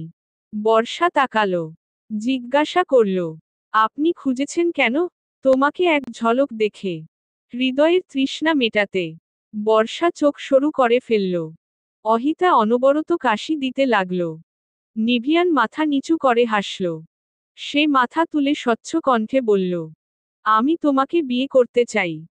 কারণ আমি তোমাকে ভালোবাসি। বর্ষা হতবিহ্বল দৃষ্টিতে তাকিয়ে। 3টা বাজে। কলেজ থেকে সোজা বাসায় চলে এলো ওরা। মেজাজ খুব খারাপ হয়। হঠাৎ এসে বলল আমি তোমাকে ভালোবাসি। ভালোবাসা হয়ে গেল? বর্ষা রুমে চলে গেল। বিছানার উপর বাক্স দেখে সেদিকে এগিয়ে যাচ্ছে। বাক্সটা হাতে নিল বর্ষা। একটি সাদা শাড়ি এবং কিছু গয়না এবং চুড়ি, একটা চিরকুট। অভ্র ভাই না তিন্নি আপুর হাতে লেখা। তিনি লিখেছেন, আমি জানি না তুই সাদা রঙে কি পেয়েছিস। তবে সাদা শাড়িতে তোকে খুব সুন্দর লাগে। এবার পরীর মতো সাজে নিচে নেমে আয়। বাড়িতে কেউ নেই। বাড়ির গেটের সামনে একটি গাড়ি তোর জন্য অপেক্ষা করছে। দেরি করবি না, তাড়াতাড়ি তৈরি হতে শুরু কর। আর রিমাকে সঙ্গে আনতে ভুলবি না। স্নান করে ভেজা চুল শুকিয়েছে। শাড়ি পরার পর 2 মুঠো কাচের চুড়ি পরে নিল। বর্ষা আর রিমা বাসা থেকে বের হয়ে গেটে এলো। অভ্র গাড়ির দরজায় হেলান দিয়ে আছে। পরনে নেভি ব্লু টি শার্ট আর কালো জিন্স, গাঢ় এস কালারের লেদার জ্যাকেট, নীল ও এস কম্বিনেশনের কেচ, কপালে লম্বা চুল এসে পড়েছে। অভ্রকে অসম্ভব সুন্দর লাগছে। বর্ষা তার দিকে মুগ্ধ চোখে তাকিয়ে আছে, কিন্তু অনেক চেষ্টা করেও চোখ ফেরাতে পারছে না। অভ্র এক হাত দিয়ে তার চুল পিছনে ঠেলে দিল। গাড়ির দরজা খুলে বলল, তাড়াতাড়ি উঠো, সময় কম। পিছনে বসে আছে রিমা। বর্ষা অভ্রর দিকে তাকিয়ে মুচকি হেসে বলল, অভ্র ভাই আমরা কোথায় যাচ্ছি? অভ্র বলল, গাজীপুর জেলার কালিয়াকৈর মক্সবিলে একটি দ্বীপ তৈরি করা হয়েছে, যাকে বলা হয় মনপুরা দ্বীপ। সেখানে যাচ্ছি। রিমা জিজ্ঞেস করল, সবাই সেখানে আছে? অভ্র ছোট গলায় বলল, হ্যাঁ। এই বৃষ্টি, আবার এই রোদে ঝোকমক করছে আকাশ। খাড়া রাস্তা দিয়ে গাড়ি চলছে। খাল ধরে সামনে এগিয়ে এসে দেখা মিলল সারি সারি গ্রাম ও জেলেদের মাছ ধরার দৃশ্য। বিলের মাঝে ঢেউ তুলে যাচ্ছে ছোটবড় ট্রলার ও ডিঙ্গি নৌকা। তাদের সঙ্গে পাল্লা দিয়ে স্রোতে ভাসছে কচুরিপানা। জানালা দিয়ে বিলের জলরাশির দিকে তাকালো বর্ষা, স্বচ্ছ নীল দেখাচ্ছে জল। পরিবারের সবাই ইতিমধ্যেই দ্বীপে উপস্থিত। দ্বীপে পৌঁছানোর পর তাদের খুঁজে বের করে সেখানে যায়। সবাই একটা কটেজে বসে আছে। সন্ধ্যা ঘনিয়ে এলো। দিগন্ত থেকে ঠান্ডা বাতাস বইছে। সবাই মোটা কাপড় পরা, বর্ষার শীতে একটু কাঁপছে। অভ্র লক্ষ্য করল। শরীর থেকে জ্যাকেটটা খুলে বর্ষার কাঁধে রাখল। সবার থেকে দূরে শুকনো কাঠ দিয়ে আগুন জ্বালানো হয়। আগুন জ্বালায় অপূর্ব। নাহিদ ওরা একটা বৃত্তাকার সেখানে বসল। আজ বর্ষার জন্মদিন। এবং সে ভুলে গিয়েছিল। সবার উপস্থিতিতে কেক কাটা হয়। নাহিদ তার গাড়িতে গিটার নিয়ে এসেছে। অভ্রর কণ্ঠ খুব ভালো, সে খুব ভালো গায়। অপূর্ব ও নাহিদ একটা গান ধরতে অনুরোধ করল। মুন্নি আর তিন্নি এসে বসল। অভ্র গিটার দেখে বলল, তোরা কি প্রস্তুতি নিয়ে আসছিস? নাহিদ বলল, যেহেতু সুযোগ এসেছে, হাত ছাড়া করব কেন? বর্ষা হাঁটুতে মুখ চেপে বসেছে। তার চোখ অভ্রর দিকে স্থির। গিটারের সুরে গান গাইতে শুরু করে অভ্র। যদি মন কাঁদে তুমি চলে এসো। চলে এসো এক বর্ষায়। এসো ঝড়ো ঝড়ো বৃষ্টিতে জল ভরা দৃষ্টিতে। এসো কমলো শ্যামলো ছায়। চলে এসো এক বর্ষায়। যদিও তখনও আকাশ থাকবে বৈরী। কদম গুচ্ছ হাতে নিয়ে আমি তৈরি। উতলা আকাশ মেঘে মেঘে হবে কালো। ঝলকে ঝলকে নাচিবে বজলি আলো। তুমি চলে এসো। চলে এসো এক বর্ষায়। নামিবে আধার বেলা ফুরাবার পরে। মেঘমাল্লার বৃষ্টিরও মনে মনে। কদম গুচ্ছ খোপায় জোড়ায়ে নিয়ে। জল ভরা মাঠে নাচিব তোমায় নিয়ে চলে এসো। তুমি চলে এসো এক বর্ষায়। সবাই মুগ্ধ হয়ে গান শুনল। শান্ত ও মনোরম পরিবেশ, ঠান্ডা হাওয়া, সামনে আগুন জ্বলছে। আগুনের লালহলুদ আলোয় অভ্রর মুখটা স্নিগ্ধ লাগছে। গানটি বর্ষার হৃদয় ছুঁয়ে গেল। কিন্তু গানের পেছনের অর্থ বুঝতে পারেনি। বাসায় ফিরে রাত 9টা বাজে। বর্ষা তার ঘরে আয়নার সামনে দাঁড়িয়ে আছে। তার প্রতিবিম্বের উদ্দেশ্য করা গলায় জিজ্ঞেস করল, ভালোবাসায় এত লুকোচুরি কেন? বলা যায় না মুখোমুখি দাঁড়িয়ে? নিভিয়ানের মতো সাহস না থাকলে ইউরোপে পড়ে লাভ কি? বালিশে সাদা খাম দেখে বর্ষা ভ্রুকুটি করল। সে এগিয়ে গিয়ে খামটা হাতে নিল। নতুন নোট। সে বিভ্রান্ত হয়ে বসে রইল। যেন এক লাইনে সব কষ্ট লিখে ফেলেছে অভ্র। তোমার বিরহে আমার বুকে ব্যথা হয়। চারিদিক অন্ধকার, চোখে একটু তন্দ্রা, হাতে একটা চিরকুট নিয়ে বারান্দা এলো বর্ষা। ক্লান্ত শরীর বিশ্রাম নিতে চায়, মন উকি দেয় পাশের বারান্দার অন্ধকার ঘরে। জ্যোৎস্না আকাশে আচ্ছন্ন। চাঁদনি রাতে নীরব আকাশে জ্যোৎস্না মেলায় ভরা চাঁদ। বর্ষা রুমে এলো। বিছানায় শুয়ে আছে। বিড়বিড় করে বলল, অভ্র ভাই আর কত? ঠোঁটে হাসি নিয়ে বুকে বিষাদ পুষবেন? অবন্তরাস্তি। শারমিন আহমেদ নইতা। পর্ব 07। সকাল 9টা বাজে। মতি বাজার থেকে কিছু ইলিশ মাছ নিয়ে এসেছে। মাছ কাটতে বসেছেন আসিফা বেগম ও পাপিয়া বেগম। অভ্র বাইরে থেকে এসেছে। সে তাদের পাশে বসে জিজ্ঞেস করল, 4টা মেয়ে থাকতেও সব কাজ তোমরা করো কেন? তোমরা তাদের দিয়ে কাজ করাও না কেন?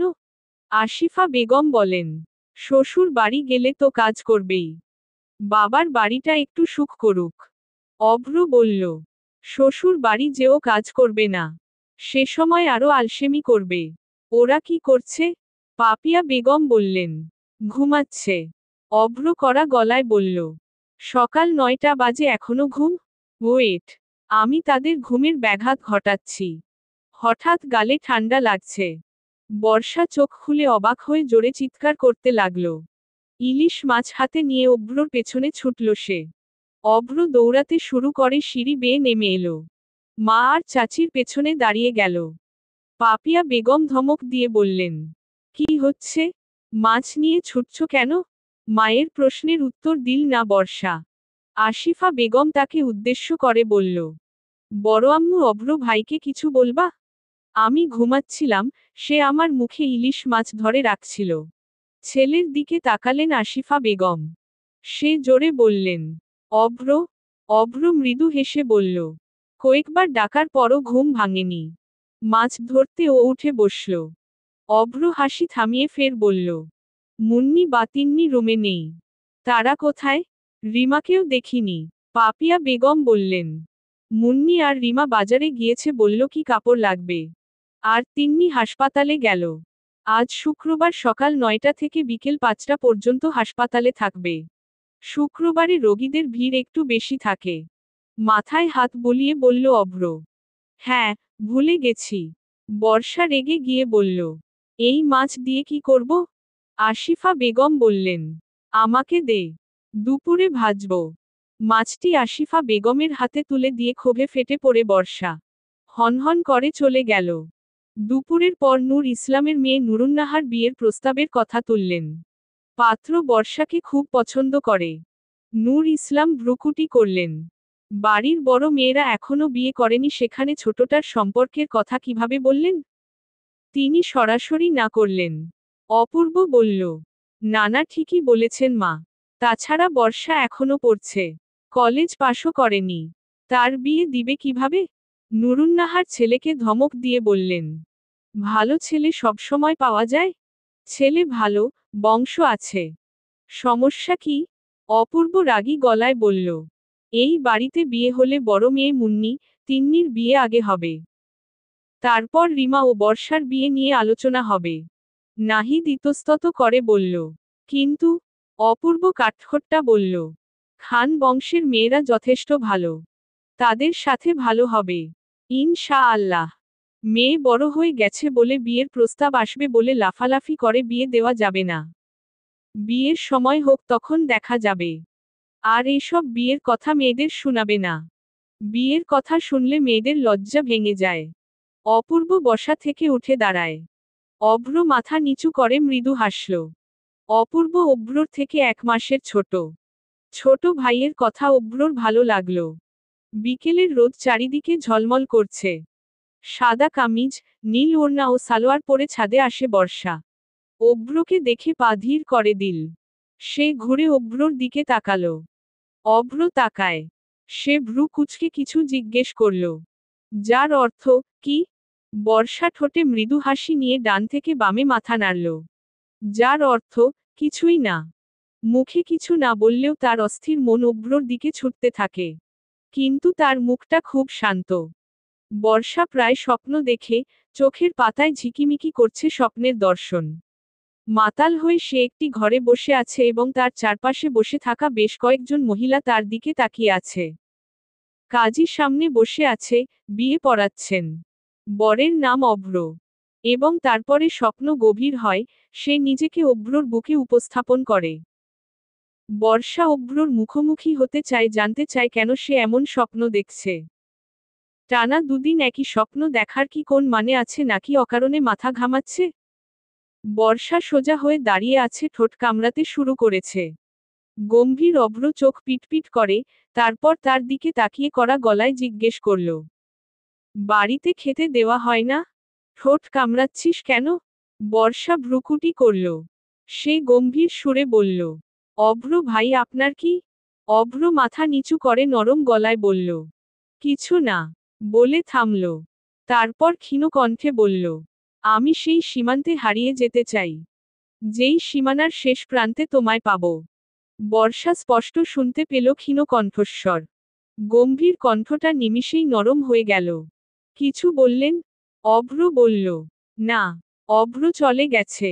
বর্ষা বলল, ইন্ট্রোভার্ট পার্সন মানুষ কি এমন হয়? 2 সপ্তাহ পর। দেয়াল ঘড়ি টিকটিক করে চলছে, তার কোন ক্লান্তি নেই।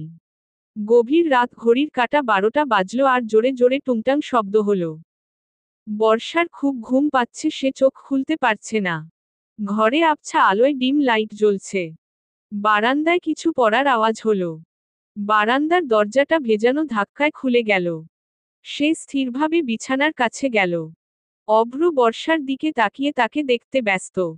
তর্জনী ঠোঁট ছুঁয়ে আদর করল। সে মাতাল কণ্ঠে বলল, তোমার ঠোঁটের উষ্ণতায় ডুবতে ইচ্ছে করে।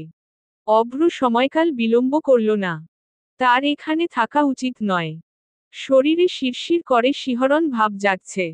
অভ্র উঠে দাঁড়ালো। বর্ষা নিচু গলায় জিজ্ঞেস করল, আপনি এসেছেন অভ্র ভাই?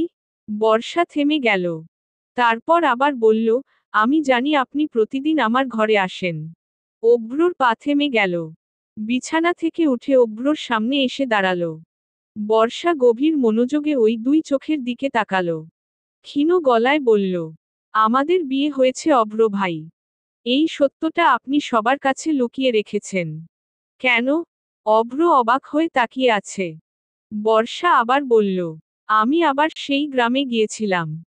আমরা যে ঘরে থাকতাম সেখানের লোকেরা আমাকে চিনতে পেরে জিজ্ঞেস করল কেন আমি আমার স্বামীকে নিয়ে আসিনি। আমি কিছুই বুঝলাম না। তারপর গ্রামের মাতব্বর চাচার কাছে নিয়ে যায়। তার ফোনে একটা ভিডিও আছে যেখানে আমরা বিয়ে করছি। অভ্র ঢোক গিলল। বলল, মাতাল অবস্থায় বিয়ে হয় না। বর্ষা অস্ফুট স্বরে বলল, তাহলে প্রতিদিন আমার রুমে আসেন কেন? একটু দেখতে। এগিয়ে গেল বর্ষা।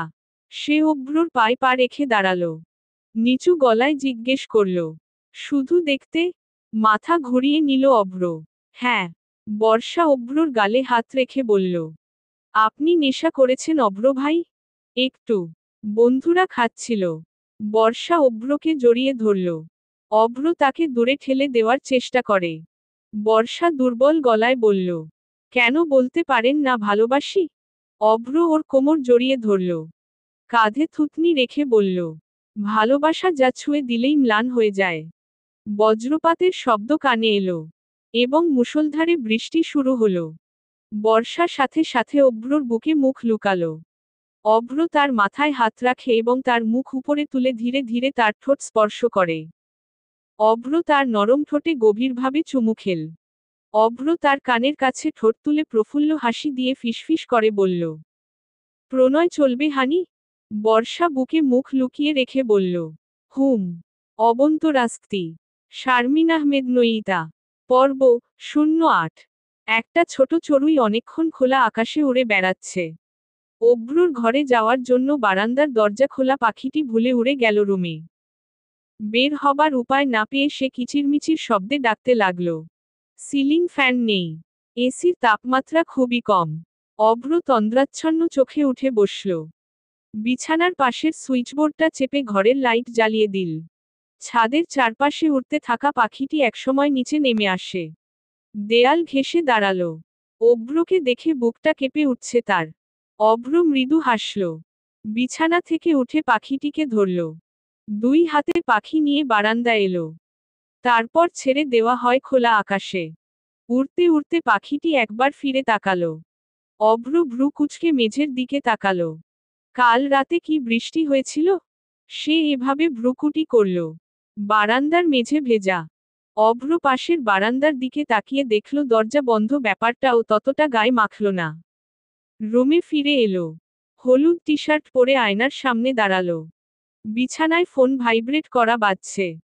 একটি বিদেশি নম্বর স্ক্রিনে ঝলকাচ্ছে। অভ্র ফোন রিসিভ করল। সে দৃঢ় এবং গম্ভীর গলায় জিজ্ঞাসা করল, কি হলো আবার? ফোনের ওপাশের দিশেহারা লোকটি ইংরেজিতে বললেন, আমাদের 4 জন লোককে ওরা নির্মমভাবে মেরেছে, বসো। আমরা কি করব? আমি কিছুই বুঝতে পারছি না। আপনি জরুরি ফ্লাইটে আসুন। অভ্র গম্ভীর গলায় বলল, তুমি জি গ্রুপে থাকো। যত তাড়াতাড়ি সম্ভব আসার ব্যবস্থা করছি। অভ্র কল কেটে দিল। সে আলমারির কাভার্ড থেকে পাসওয়ার্ড নিয়ে কারো অজান্তেই দ্রুত বাসা থেকে বের হয়ে যায়। মায়ের চিৎকারে জেগে ওঠে বর্ষা। সে বন্ধ দরজার ওপাশ থেকে চিৎকার করে। বর্ষা চোখ খুলে চারদিকে তাকালো। স্পষ্ট কণ্ঠে বলল, মা, অপেক্ষা আর ডেকো না, আমি উঠে গেছি। শরীর নিয়ে বিছানা থেকে উঠতে পারছে না। শরীর ব্যথা। হঠাৎ এমন ব্যথার কারণ? ঘুম কাটেনি। গামছাটা কাঁধে নিয়ে বাথরুমে গেল। শরীরে পানির ছিটা পড়তে সে ছিটকে উঠল। খুব জ্বলছে শরীর। সে তার জামা একটু নামিয়ে ফেলল এবং নখ কামড়ের চিহ্ন দেখতে পেল। তার ফর্সা শরীরের কিছু অংশ লাল হয়ে গেছে। মাথায় হাত দিয়ে মেঝেতে বসল বর্ষা। গত রাতের কথা একটু মনে পড়ে তার। ভেজা শরীর নিয়ে বাথরুম থেকে বেরিয়ে রুমে চলে গেল। ঘরটা খালি।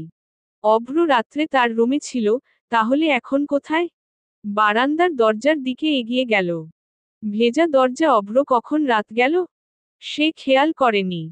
বর্ষা বাথরুমে ফিরে গেল, তারপর দাঁত কিরমির করে এবং জ্বলন্ত সংবেদন সহ্য করে গোসল করল। বর্ষা আয়নার সামনে দাঁড়িয়ে ঠোঁটের দিকে তাকালো। নিচের ঠোঁট ফুলে গেছে এবং সামান্য কাটা। দীর্ঘ নিঃশ্বাস ফেলে চুপচাপ বসে রইল। বিছানার এক কোণে অভ্রর শার্ট পরে আছে। ওটা তুলে নিয়ে আলমারিতে রাখল। ঘন ঘন নিঃশ্বাস নিয়ে মনকে শান্ত করে ঘর থেকে বেরিয়ে গেল। সকালবেলা। সবাই তাদের কাজে ব্যস্ত। বর্ষাকে কেউ খেয়াল করেনি। সে একটা গভীর শ্বাস নিল। দিন শেষ হয়ে রাত আসে। অভ্রর খোঁজ পাওয়া গেল না। 2 মাস হয় দেশে এসেছে, আগে এমনটা করেনি। বাড়ির সবাই তাকে নিয়ে চিন্তিত। ফোন বন্ধ। এলাকার ছেলেপুলের মাধ্যমে অনুসন্ধান করা হয়। তার কেউই খোঁজ দিতে পারেনি। রাত তখন 10টা। 2 ছেলেকে নিয়ে থানায় যান নূর ইসলাম। নাহিদ তার বাবাকে নিয়ে আশেপাশে খুঁজতে গেল। বাড়ির মহিলাদের সঙ্গে বসে আছে আসিফা বেগম। ইতিমধ্যেই অনেক চোখের জল ফেলেছেন তিনি। তিন্নি সবে হাসপাতাল থেকে ফিরছে। রাস্তার ধারে ল্যাম্পপোস্টের নিচে কেউ বসে আছে। তিন্নি ভ্রুকুটি করে গাড়ি থেকে নেমে এগিয়ে গেল। বর্ষা হাঁটু গেড়ে বসে আছে। একের পর এক গাড়ি চলছে। তিন্নি হাঁটু গেড়ে বসল। তার হাত আলতো করে ছুঁয়ে দিল ওর মাথায়। বর্ষা হতবাক। সে মুখ তুলে বলল, অভ্র ভাই? ভ্রু কুঁচকে গেল তিন্নি। জিজ্ঞাসা করল, অভ্র? অভ্রর কি হয়েছে? বুকে চেপে রাখা কান্না বেরিয়ে এলো। তিন্নিকে জড়িয়ে ধরে কাঁদছে। আপু, অভ্র ভাইকে পাওয়া যাচ্ছে না। নিচু গলায় বলল তিন্নি। অভ্র তো বাচ্চা না। ফিরে আসবে। চল বাসায় যাই। সামনেই বাড়ি, হাঁটবি নাকি গাড়িতে উঠব? বর্ষা বলল, দাদা, বড় চাচ্চু আর বাবা থানায় গেছে। অপূর্ব ভাই আর নাহিদ ভাই সব জায়গায় খুঁজছেন, অভ্র ভাই কোথাও নেই। ব্যাপারটা গুরুতর, কিন্তু এখানে বসে কিছুই বোঝা যাচ্ছে না। বর্ষাকে জড়িয়ে ধরে তিন্নি বাড়ির দিকে হাঁটা শুরু করল। পুলিশ পরিদর্শক শরাফত খানের বন্ধু। সে অভ্রকে খুঁজতে লাগল। ড্রয়িং রুমে সবাই মাথায় হাত দিয়ে বসে আছে। অপূর্ব স্থির পায়ে সিঁড়ি দিয়ে নামল। নানার পায়ের কাছে বসে নিচু গলায় বলল, অভ্র এশিয়ায় ফিরে গেছে। সবার দৃষ্টি এখন তার দিকে। অপূর্ব একটা দীর্ঘ নিঃশ্বাস ফেলে বলল, আমি অভ্রের রুম থেকে এসেছি। তার পাসপোর্ট আলমারিতে নেই। কাউকে কিছু না বলে ও চলে গেছে। বর্ষা করুণ গলায় বলল, না, না, অভ্র ভাই এভাবে যেতে পারেন না। সে গুম হয়েছে। কেউ তাকে তুলে নিয়েছে, কিছুক্ষণ পর হয়তো ফোন করে মুক্তিপণ দাবি করবে। বর্ষাকে স্বাভাবিক মনে হয়নি। অপূর্ব বসা থেকে উঠে গেল। বর্ষা জ্ঞান হারিয়ে পড়তে নিতেই অপূর্ব তাকে ধরে উচ্চকণ্ঠে বলল, তিন্নি ধর। দুদিন কেটে গেল। অভ্রকে খুঁজে পাওয়া যায়নি। অপূর্বর ধারণা সঠিক। বিমানবন্দরে গিয়ে খবর নিয়ে আসেন বড় চাচ্চু। দুদিন আগে বাংলার মাটি ছেড়ে বিদেশে পাড়ি জমিয়েছে অভ্র ভাই। বন্ধ ঘরে লাইট নিভিয়ে রাখে বর্ষা। চোখ ফুলে গেছে। চোখের নিচে কালো দাগও হয়েছে। সময়মতো খাবার না খাওয়ায় শরীরে শক্তি নাই। একা চলতে পারে না। পা টলমল করে। হঠাৎ দুই হাতে মুখ চেপে কেঁদে উঠল। বর্ষা বারান্দায় দেয়ালে চেপে ধরে দাঁড়ায়। মেঘলা আকাশের দিকে চোখ রাখল সে। কবিতার মতো করে ক্ষীণ কণ্ঠে বলল, তুমি চলে গেলে, হঠাৎ, কাছে থেকে দূরে। বহু দূরে। স্বপ্ন ভেঙ্গেছ। বুকে বয়ে যায় চোখের নদী। বুকে রক্তপাত হলে কি ক্ষতি হয়? আস্পৃশ্য ভালোবাসায় হারিয়ে যাই। কারো অস্তিত্বের আকর্ষণে পৌঁছানোর টানে। মরীচিকা সে, বজ্রের বৃষ্টিতে ভিজিয়ে অঙ্গ। আজ হেরে যাব। এশিয়ার একটি হাসপাতালে শুয়ে শেষ নিঃশ্বাস ত্যাগ করে তাইফান। অভ্র মেরুদণ্ড টানটান করে তার পাশে দাঁড়িয়ে আছে। অভ্র তার চোয়াল শক্ত করল। নিসানের উদ্দেশ্য বলল, আমার যত লোকদের তারা মেরেছে আমি তার দ্বিগুণ মেরে ফেলব।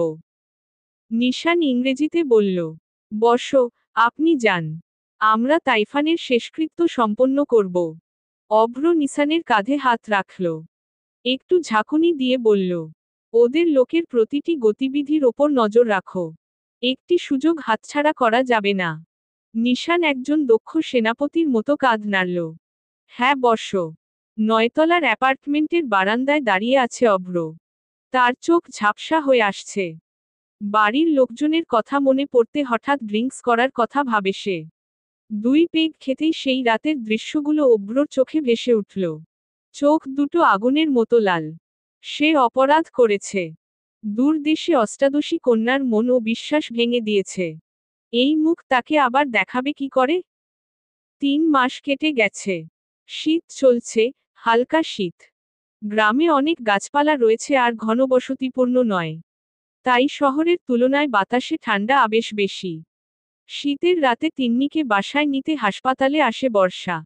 এখানে হঠাৎ অসুস্থ হয়ে পড়লে তিন্নি তার চেক আপ করে। ঘণ্টাখানেক পর জ্ঞান ফেরে বর্ষার। বর্ষা হাসপাতালের বিছানায় বসে আছে। চোখ জোড়া জলে টলমল করছে। যখন তখন চোখের জল গড়িয়ে পড়বে। বিষণ্ণ গলায় জিজ্ঞেস করল তিন্নি, কি করছিস বর্ষা? এত ভালোবাসা দেওয়ার ফলেই? বলে থামল তিন্নি। সে সাথে সাথে উচ্চস্বরে জিজ্ঞেস করল, এই সন্তানের বাবাকে? বর্ষা কেঁদে উঠল। কাপা কাপা গলায় বলল, অভ্র ভাই। অবন্তরাস্তি। শারমিন আহমেদ নইতা। পর্ব 09। বর্ষা, বাচ্চা কি করবি? আর বাড়ির লোকদের কি জবাব দিবি? মৃদু স্বরে জিজ্ঞেস করল তিন্নি। বর্ষা বিছানা ছেড়ে উঠল। তিন্নির 2 হাত ধরে বলল, আপু, আমার ভালোবাসার একমাত্র নিদর্শন, আমি তাকে কখনো হারাতে পারবো না। তুমি একটা ব্যবস্থা করো। ভাবল তিন্নি। তারপর বলল, আমি এই হাসপাতাল থেকে বদলে ব্রাহ্মণবাড়িয়া মেডিকেল কলেজ হাসপাতাল যাচ্ছি। আমি সেখানেই থাকব। তুই আমার সাথে চল, কিন্তু বাচ্চাকে কতদিন লুকিয়ে রাখতে পারবি? বর্ষা মৃদুস্বরে বলল, অভ্র ভাই না আসা পর্যন্ত। তিন্নি জোরে নিঃশ্বাস ফেলল। ঠিক আছে। আমি বাড়িতে সব সামলাচ্ছি। বর্ষা অনুকূলে থাকায় সবাই যেতে দিতে ইচ্ছুক হয়। বর্ষা ভাবছে তার প্রয়োজনীয় জিনিস কি নিয়ে যাবে। দিন বেশি নেই, আর মাত্র 7 দিন। 4 বছর পর। গুটি গুটি পায়ে হাঁটতে হাঁটতে হঠাৎ পড়ে যায় অর্ণব। কাঁদেনি সে, হাঁটু বেঁকিয়ে উঠে বসল। ময়লা তার পায়ে স্পর্শ করেনি, সে আবার 2 পায়ে হাঁটা শুরু করে। রান্নাঘরে ঢুকে মিষ্টি গলায় ডাকল, মা, মা। বর্ষা পেছনে তাকালো। একটা মুচকি হেসে দিয়ে জিজ্ঞেস করল, কি হয়েছে অর্ণব? অর্ণব 2 হাত বাড়িয়ে দিল কোলে উঠার জন্য। তারপর বলল, মা, আমি খাবো। বর্ষা কোলে নিল। বলল, 2 মিনিট দাঁড়াও অর্ণব। এটা হয়ে আসছে। অর্ণবকে নিয়ে বারান্দায় এসে দাঁড়ালো। বাইরে বৃষ্টি হচ্ছে। বারান্দায় বৃষ্টির ফোঁটা পড়ছে। বাড়ির সামনে একটা গাড়ি দেখা গেল। তিন্নি ছাতা নিয়ে গাড়ি থেকে নামল। বেল বাজানোর আগেই বর্ষা দরজা খুলে দিল। যদিও সে কিছুটা ভিজে ছিল। তিন্নি অর্ণবকে কোলে তুলে নিল। তারপর বলল, গাজীপুর যেতে হবে। দাদার অবস্থা খুব খারাপ। জেনারেল হাসপাতালে ভর্তি করা হয়েছে। দাদা তোকে আর আমাকে দেখতে চায়। অপূর্ব কল দিয়েছিল। তুই কি যাবি? যদি যেতে চাস রেডি হয়ে আয়। তিন্নি কথা শেষ করল। বর্ষা বলল, কি হয়েছে দাদার? আর আমরা দুজন যদি গাজীপুর যাই, তাহলে অর্ণব কার সঙ্গে থাকবে? এখানে কারো কাছে রেখে যাবি? বর্ষা বলল, অর্ণব এখনো অনেক ছোট। তাকে ব্রাহ্মণবাড়িয়ায় রেখে গাজীপুরে থাকবো কি করে? তিন্নি বলল, গাজীপুর চল, আমার এক বন্ধুর বাড়িতে রাখবো। তার 2টি সন্তানও রয়েছে। তাছাড়া বাড়িতে এখন অর্ণবের কথা বলতে হবে। অভ্র ফিরে আসবে বলে মনে হয় না। কেন অভ্রের জন্য ওর পুরো শৈশব নষ্ট করছিস? অর্ণবের অধিকার আছে তার সকল দাদা-দাদি এবং খালা এবং চাচাদের দ্বারা ভালোবাসা পাওয়ার। তাছাড়া আমার বিয়ের কথাও বলাবলি হচ্ছে। বর্ষা বলল, ওখানকার পরিস্থিতি আগে দেখব, বলার মতো পরিস্থিতি থাকলে বলবো। তিন্নি বর্ষার মাথায় হাত বুলিয়ে বলল, এখন রেডি হো। অর্ণব খুশি হয়ে বলল, আমি দাদার কাছে যাব। তিন্নির বন্ধু দেশে নেই। স্বামী সন্তান নিয়ে চলে গেছে বাহিরের এক দেশে। অনেকদিন যোগাযোগ না থাকায় তিন্নি তা জানত না। বর্ষা তিন্নির উদ্দেশ্য বলল, আপু তুমি হাসপাতালে যাও। আমি অর্ণবকে অহিতার বাড়িতে রেখে সোজা হসপিটালে চলে আসব। তুই আসতে পারবি তো? আমি কি তোর সাথে আসব? আমি পারবো, আপু। তুমি যাও। নূর ইসলাম মোটামুটি সুস্থ। তার গলায় একটি ছোট অপারেশন করা হয়েছে। অপূর্ব ছোট্ট অপারেশনকে বাড়িয়ে বলেছে কারণ বাড়ির সবাই চেয়েছিল বর্ষা বাড়িতে আসুক। সেই যে মেয়েটি গেল আর গাজীপুরে আসেনি। কখনো কখনো ভিডিও কলে কথা বলতো কিন্তু সেটি 1 মিনিটের বেশি হতো না। অপূর্বর উপর রেগে গেল তিন্নি। বেচারার ওপর আর রাগ করিস না তিন্নি। হঠাৎ একজন পুরুষের মৃদু কণ্ঠস্বর শুনে তিন্নি স্তম্ভিত হয়ে গেল। নিঃশ্বাস ভারী হয়ে উঠল। সে ফিরে তাকালো অভ্রর দিকে। তিন্নি বাড়ির সবার কাছ থেকে বিস্তারিত শুনল। অভ্র কাল রাতে দেশে আসছে। আর সেই দাদা নূর ইসলামকে গলার অপারেশনের জন্য বুঝিয়ে হাসপাতালে নিয়ে আসে। চাপা গলায় বলল তিন্নি, আমি একটা ফোন করব। সবার থেকে একটু দূরে চলে গেল তিন্নি। বর্ষাকে কল দিল। শফিপুর থেকে রতনপুর যাওয়ার রাস্তায় দাঁড়িয়ে আছে বর্ষা। অহিতা তার সামনে দাঁড়িয়ে আছে। অর্ণবকে অহিতার কোলে তুলে দেওয়া হলো। তারপর বর্ষা কিছু একটা বলে তাড়াহুড়ো করে রাস্তা পার হতে শুরু করল। তারপর হঠাৎ কল এসে ফোনটা বেজে উঠল। তিন্নি কল দিয়েছে। সে হাসপাতালে গেছে। জরুরি ভেবে কল রিসিভ করে সে। তিন্নি বলল, বর্ষা, অভ্র আসছে। রাস্তার ঠিক মাঝখানে দাঁড়িয়ে আছে বর্ষা। তারপর হঠাৎ একটি গাড়ি ধাক্কা মারে। বাজারের জামে মসজিদটির সামনে নিথর হয়ে পড়ে আছে। রাস্তায় ভিড় জমল। ফোনে সবার কথা শুনে তিন্নি ছুটে এল। পরিবারের সদস্যরা ও সঙ্গে রয়েছে। রাস্তার লোকজন জানান যে মেয়েটির সদ্য দুর্ঘটনা ঘটেছে তাকে তানহা হাসপাতালে নিয়ে যাওয়া হয়েছে। বর্ষা জরুরি ওয়ার্ডে আছে। মাথায় ও হাতে আঘাত লেগেছে এবং অন্য কোন ক্ষতি হয়নি। বর্ষা বিছানায় বসে আছে। তিন্নি একজন ডাক্তার। তাই সে নিজেও একবার চেক করল। বাড়ির সবাই বর্ষাকে জড়িয়ে ধরে কাঁদতে থাকে। দরজার সামনে দাঁড়িয়ে আছে অভ্র। বর্ষার সামনে দাঁড়ানোর সাহস নেই তার। অহিতা হাসপাতালের বাইরে আছে এবং অর্ণবকে কাঁদছে দেখে ভিতরে যায়। বাচ্চার কণ্ঠ শুনে সবাই দরজার দিকে তাকালো। 3 বছরের একটা ছেলে মা, মা বলে দৌড়াচ্ছে। বিছানাটা অনেক উঁচু, অর্ণব উঠতে পারে না। তিন্নি অর্ণবকে বিছানায় উঠিয়ে দিল। ছোট্ট অর্ণব মায়ের বুকে আঁকড়ে ধরে। সবার মনেই প্রশ্ন জাগে। পাপিয়া বেগম বলেন, এই ছেলেটাকে, আমার মেয়েকে মা ডাকছে কেন? তিন্নি আলতো করে চাচির কাঁধে হাত রাখল। নরম গলায় বলল, তার নাম অর্ণব। সে বর্ষার ছেলে চাচি। তারা অবিশ্বাসের চোখে তাকালো। সবার প্রশ্ন, বাবাকে? বর্ষার বাবা শাহরিয়ার খান বললেন, বর্ষা কবে বিয়ে করেছে আর এই ছেলের বাবাকে? অভ্র আওয়াজ তুলল, স্পষ্টভাবে বলল, আমি। সবার গম্ভীর মুখ মুহূর্তেই নরম হয়ে গেল। অভ্র এগিয়ে এলো। বর্ষার চোখ ছলছল করছে। অর্ণবকে প্রথমবারের মতো তার বাবা কোলে নিল। বুকের সাথে মিশে যায় অর্ণব, যেন আকাশ এসে মিশে গেল মাটির সাথে। অভ্রর চোখ ভিজে গেছে। সে একবার বর্ষার দিকে তাকালো। অভ্র খাটের একপাশে ছোট্ট একটু জায়গায় বসল। অভ্রের চোখের কার্নিশ থেকে এক ফোঁটা জল পড়ল এবং সে বর্ষাকে জড়িয়ে ধরল। মাথায় হাত বুলিয়ে নরম গলায় বলল, আই এম সরি। আমি তোমাকে ছেড়ে চলে গেছি আর যাব না। দূর আকাশে চাঁদ জ্বলে, জ্যোৎস্না রাতকে আলোকিত করে। ছাদে যাওয়ার পথে বাতি জ্বালিয়েছে বর্ষা। জ্যোৎস্নার আলো লাইট জ্বলাতে শোভা ছড়াতে পারছে না। অন্ধকারকে আরো ভয়ঙ্কর করে তুলছে। নিস্তব্ধ পায়ে হেঁটে এলো অভ্র। ডান পাশে দাঁড়িয়ে বলল, হানি। তার হৃদয় কেঁপে উঠল। ইচ্ছে না করলেই একবার শরীর কেঁপে উঠল। বর্ষা তাকালো। অভ্র বলল, আমার পিছনে অনেক শত্রু ছিল। তাদের সবাইকে শাস্তি দিতে এবং ফিরে আসতে 4 বছর লেগেছে। কিন্তু বিশ্বাস করো, আমি জানতাম না আমাদের একটা অর্ণব আছে। তুমি আমার জন্য কত কষ্ট সহ্য করেছ। বর্ষা তার তর্জনীটা অভ্র ঠোঁটে রাখল। এবং তার 2 পায়ে ভর দিয়ে দাঁড়ালো। কানের লতিতে ঠোঁট ছুঁয়ে নেশালো কণ্ঠে বলল, অভ্র ভাই, আপনার জন্য অপেক্ষা করতে আমার কোনো সমস্যা নেই। আমি সারা জীবন অপেক্ষা করতে পারি। অভ্র অবাক চোখে তাকিয়ে আছে বর্ষার দিকে। তারপর বুকে জড়িয়ে ধরে। অভ্র ওর কপালে চুমু খেয়ে তারপর ওর ঠোঁটে চুমু খেতে থাকল। বর্ষা অভ্রর বুকে বাপাশে হাত রাখল।